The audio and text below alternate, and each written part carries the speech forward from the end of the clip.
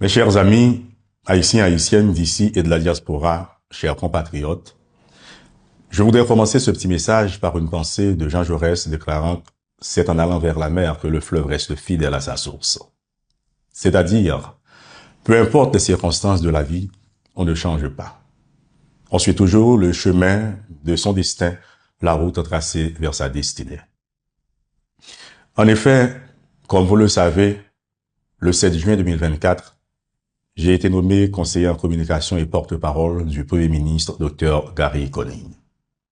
Comme tout socio-professionnel responsable, c'était pour moi l'opportunité de servir mon pays à un niveau encore plus haut des sphères politiques, notamment du pouvoir politique, d'être utile, de comprendre, d'apprendre et de me construire davantage. À côtoyer l'arène politique, j'ai compris que mes expériences de ces 20 dernières années comme juriste, journaliste dans des médias haïtiens et étrangers, comme spécialiste en analyse de discours politiques, institutionnels et médiatiques, ne suffisaient pas. Oh non, ça ne suffisait pas. Mais il fallait pourtant faire preuve d'intelligence émotionnelle, relationnelle et opérationnelle pour y parvenir. C'est la politique. C'est tout ce qu'on ne vous dira pas. À ceux et celles qui m'ont fait confiance, je voudrais renouveler toute ma gratitude. Aux membres de ma famille, à mes amis journalistes de la presse haïtienne et internationale, à tous les secteurs de la vie nationale. Je voudrais renouveler ma reconnaissance et dire aux amis des 10 départements géographiques du pays, merci. Mais c'est en prenant du recul que l'on parvient à voir plus clair, vous savez. Ainsi, mes amis, le combat doit continuer. Parce que le pays va mal.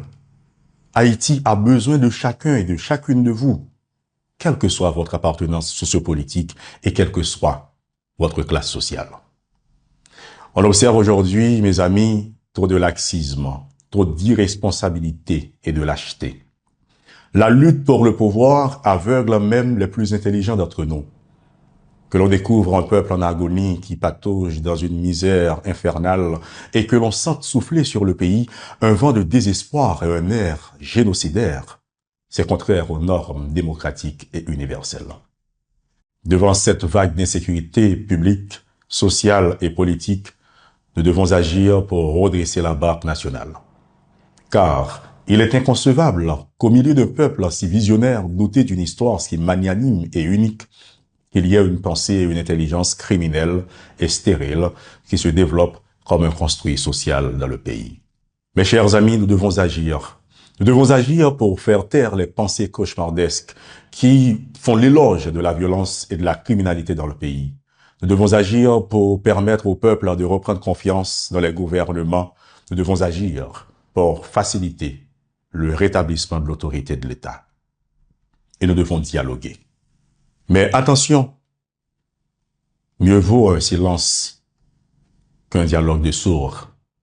Car dialoguer ici doit vouloir dire se regarder en face et se livrer les 4 vérités. Fixer les responsabilités et l'imputabilité de chaque personne, car là où personne n'est responsable, c'est que tout le monde est responsable. Et le temps presse pour le faire, parce que pibonnet, c'est grand matin. Trop de femmes enceintes mourir, ça ne veut pas arriver joindre l'hôpital pour y accoucher. Trop de jeunes filles et jeunes garçons violés par des bandits et des criminels sans foi ni loi. Trop de petits moun pas arriver à l'école à cause d'actes brigandats et bandits. Trop de kidnapping qui décapitalisé, même famille qui pi mal yo. Mes amis, on doit tourner une grosse prison à ciel ouvert. Sauti non non pour arriver dans Sid, en bas pas monter, en haut pas descendre. Madame Sarah pas cap fonctionner. Économie pays a en dégrabat. Diaspora pas qu'à rentrer. Étranger pas qu'à venir visiter richesse ak potentiel touristique pays a gagné. Yo traité compatriotes nou yo tant ou bête. Kay voisin. Yo déporté tant ou bête. Mes amis, faut que nous chita parler. Et pour ce faire, le temps presse. Le temps presse, mes amis. Et pour ce dialogue, il ne doit pas y avoir de demi-mesure ni de 2 poids 2 mesures. Parce que même dans une transition, la démocratie est en marche. Et la démocratie trouve toute sa grandeur et sa raison d'être dans l'engagement des gouvernements à respecter et à faire respecter les droits humains par la méritocratie, l'élitisme, la justice sociale et la lutte contre toute forme de corruption qui gangrène la société. J'en appelle donc à la responsabilité de chaque Haïtien et de chaque Haïtienne. J'en appelle à la solidarité de tous les pays amis d'Haïti. Nous devons agir, car c'est l'action qui élève une nation. Travaillons donc pour la paix et l'harmonie. C'est dans nos gènes, c'est dans notre devise, liberté, égalité, fraternité, avec la légende, l'union fait la force. Et à cela, j'ajoute la solidarité et la générosité, parce que, mais en pile, chaille pas l'eau. Et cette générosité, nous devons la montrer et en faire preuve sans contrepartie, sans aucune forme de réciprocité. Comme il est écrit, c'est d'accepter de jeter son pain à la surface de l'eau sans pour autant avoir l'assurance de le retrouver avec le temps. C'est donner à la vie ce qu'elle nous a donné, car tout garder pour soi, c'est périr. Et puisque la charité bien ordonnée commence par soi-même, pour ma part, cette année, comme président du Centre d'études politiques et diplomatiques, je vais vous annoncer que je lance la Fondation Jean-Jules des Augustes, ma fondation pour l'éducation et la culture. Et même un temps soit peu, comme le colibri, ce sera ma façon à moi d'apporter ma goutte d'eau pour essayer d'éteindre l'immense feu qui risque de détruire notre société et notre nation. Et vous, Haïtiens, Haïtiennes d'ici et de la diaspora, chers amis, partenaires et accompagnateurs du pays et de la communauté internationale, je vous invite à vous joindre à moi. Ah oui, pour faire montre de votre solidarité et de votre générosité avec un sens d'abnégation et surtout de responsabilité.